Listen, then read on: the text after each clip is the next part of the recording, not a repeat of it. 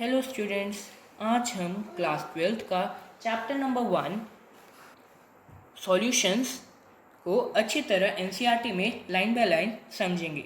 हम अपने पिछले वीडियो में इसका first topic types of solutions discuss कर चुके हैं। अगर आपने वो अभी तक नहीं देखा है तो आप चैनल पर जाकर उसे देखें, फिर अगला टॉपिक देखें।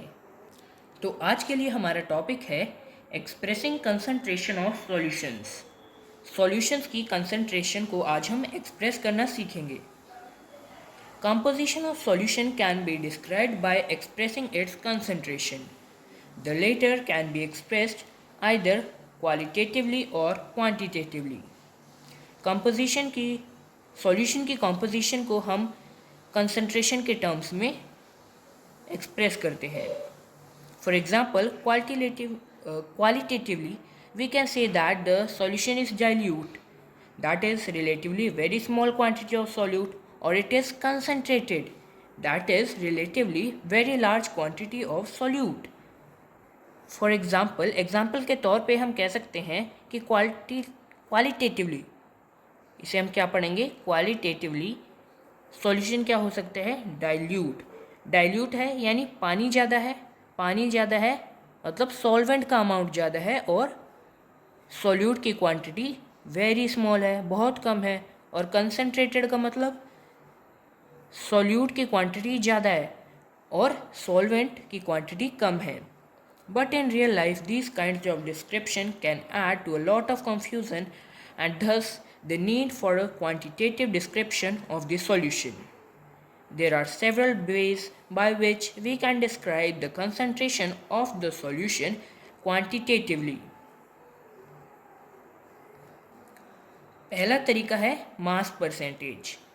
Mass percentage, weight by weight. The mass percentage of a component of a solution is defined as mass percent of a component is equal to mass of the component in the solution upon total mass of the solution into 100. For example, if a solution is described by 10% glucose in water by mass, it means that 10 gram of glucose is dissolved in 90 gram of water, resulting in a 100 gram solution. Concentration described by mass percentage is commonly used in industrial chemical applications. For example, commercial bleaching solution contains 3.62 mass percentage of sodium hypochlorite in water.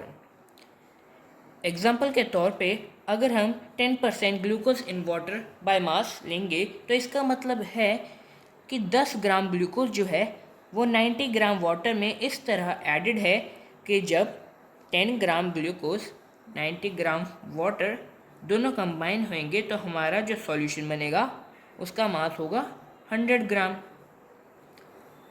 आप अपनी NCERT में यहाँ पे side पे mention कर लो, there is a lot of space. Okay, concentration described by mass percentage. अब जो मास परसेंटेज की जो कंसंट्रेशन है वो कॉमनली यूज़ होती है इंडस्ट्रियल केमिकल एप्लीकेशन में। इसका कॉमन एग्जांपल है कमर्शियल ब्लीचिंग सॉल्यूशन, जिसके अंदर 3.62 मास परसेंट होता है और सोडियम हाइपोक्लोराइट इन वाटर। ये इंपॉर्टेंट है, इसे स्टार मार्क करो, इसमें नीट में क्वेश्चन आ सकता है और आपके क्लास 12 के बोर्ड्स में भी आपसे ये पूछा जा सकता है। सेकेंड है volume percentage, V by V. The volume percentage is defined as volume percent of a component is equal to volume of the component divided by total volume of solution into 100. For example, 10% ethanol solution in water means that 10 ml of ethanol is dissolved in water such that the total volume of the solution is 100 ml. 10% ethanol solution in water means that मतलब 10% ethanol solution का पानी में मतलब ये है कि 10 ml ethanol पानी में इस तरह डिज़ोल्व है कि सॉल्यूशन क्या है 100 ml। जैसे हमने मास परसेंटेज में पढ़ा, 10 ml इथेनॉल वाटर में इस तरह ऐड होगा कि 100 ml का सॉल्यूशन बने, तो यानी वाटर कितना हुआ 90 ml। इसका एक कॉमन एग्जांपल है 35% volume by volume of ethylene glycol.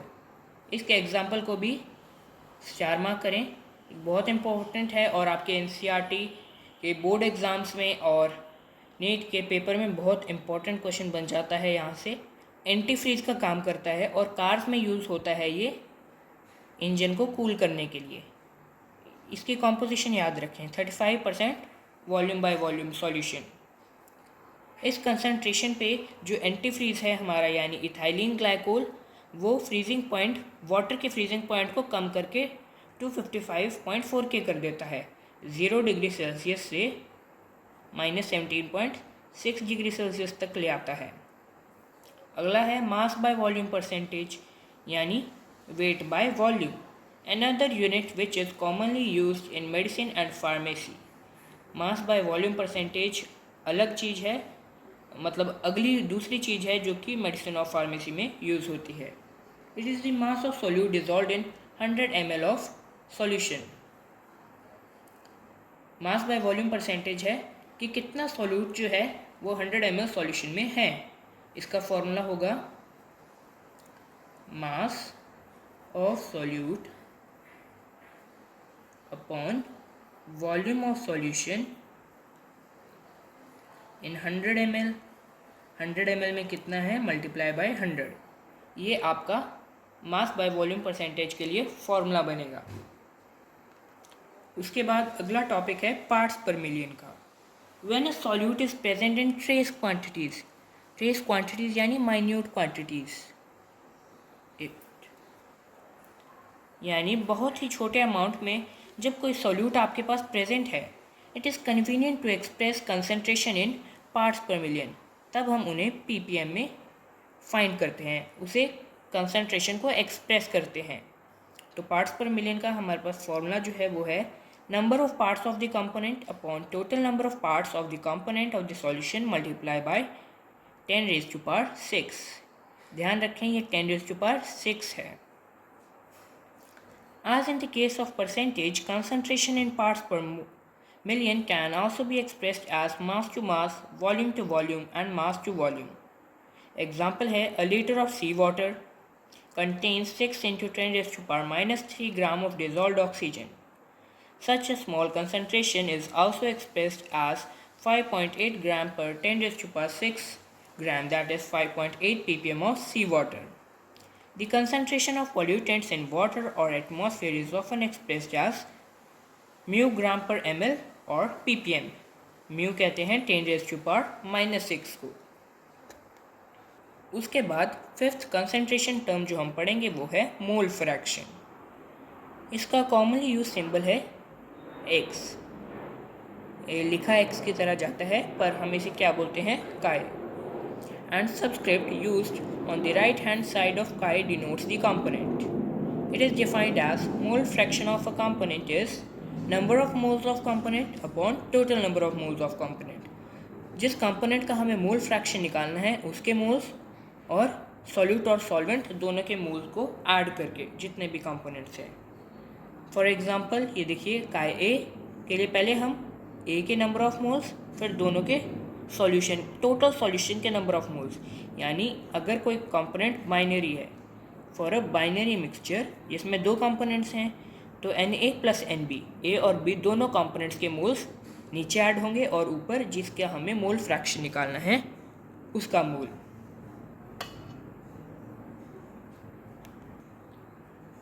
It can be shown that in a given solution sum of the mole fractions is unity। Example लेंगे एक बाइनरी सॉल्यूशन का। एक बाइनरी सॉल्यूशन में दो कंपोनेंट्स हैं A एंड B, तो A का mole fraction और B का मोल फ्रैक्शन दोनों को ऐड करेंगे तो सम आएगा 1। इसे याद रखें, ये आपकी न्यूमेरिकल सॉल्व करने में हेल्प करेगा। क्वेश्चन नंबर 6 है कंसंट्रेशन नंबर 6 है मोलैरिटी। मोलैरिटी को हम कैपिटल M से डिनोट करेंगे और it is defined as the number of moles of solute dissolved in 1 litre और 1 क्यूबिक डेसीमीटर ऑफ सॉल्यूशन, या तो 1 लीटर या फिर 1 डेसीमीटर क्यूब में। 1 लीटर इज इक्वल या फिर 1 डेसीमीटर क्यूब में। Molarity is moles of solute upon volume of solution in litre. For example 0.25 मोल पर लीटर और 0.25 m solution of NaOH means that 0.25 mole of NaOH has been dissolved in 1 liter, कि इतना मोल NaOH 1 litre पानी में घुला हुआ है। और हमारी लास्ट कंसंट्रेशन टर्म है मोलालिटी, जिसे हम स्मॉल m से डिनोट करते हैं और इसे डिफाइन करते हैं moles of solute upon mass of solvent in kg। Students ध्यान रखना कि हम मोलालिटी में जो वॉल्यूम ऑफ सॉल्यूशन है वो लीटर्स में लेते हैं और मोलालिटी में kg में। फॉर एग्जांपल 1.0 मोलर kg और 1 m small m solution of KCl means that 1 mole dissolved in 1 kg of water, यानी 1 मोल ऑफ KCl का 1 मोल का मास है 74.5 ग्राम, यानी 1 किलो पानी में 74.5 ग्राम KCl डिजॉल्व है। अब हम जानेंगे कि कौन सी हमारी जो कंसंट्रेशन टर्म्स है वो टेम्परेचर डिपेंडेंट है और कौन सी टेम्परेचर इंडिपेंडेंट है। तो फ्रेंड्स, जितने भी कंसंट्रेशन टर्म्स में हम डिनोमिनेटर में वॉल्यूम पढ़ेंगे वो सारी होंगी टेम्परेचर डिपेंडेंट, क्योंकि वॉल्यूम डिपेंडेंट होता है टेम्परेचर। ये देखिए, because volume depends on temperature and mass does not. अगर आप टेम्परेचर बढ़ाएंगे तो जो वॉल्यूम होगा उसमें सॉल्युबिलिटी बढ़ेगी, तो ये वॉल्यूम डिपेंडेंट हो गए। तो मास परसेंट, ppm, मोल फ्रैक्शन और मोलालिटी ये सभी टेम्परेचर इंडिपेंडेंट है, क्योंकि इनके जो न्यूमेरिकल फार्मूला है उसमें वॉल्यूम नहीं आता, जबकि जो मोलालिटी है वो टेम्परेचर का फंक्शन है, क्योंकि उसके फार्मूला में वॉल्यूम आता है। तो ये था हमारा topic expressing concentration of solutions. अगला टॉपिक सॉल्युबिलिटी देखने के लिए आप चैनल पर जाकर देख सकते हैं, वो ऑलरेडी अपलोडेड है।